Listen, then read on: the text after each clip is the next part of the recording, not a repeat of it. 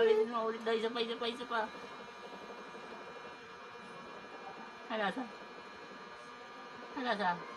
Masarap na daw. Tingnan. Atos! Ayaw ang lasa. Atos.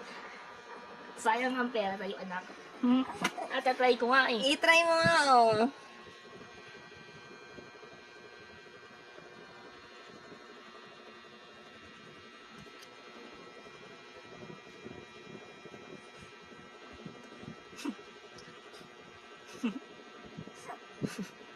Wala guys.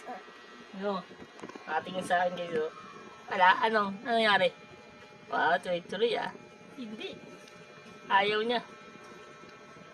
Tanggalin mo na. Ay, Jesus! Ayaw guys talaga. Hanggang dito lang guys. Wala pag-asa.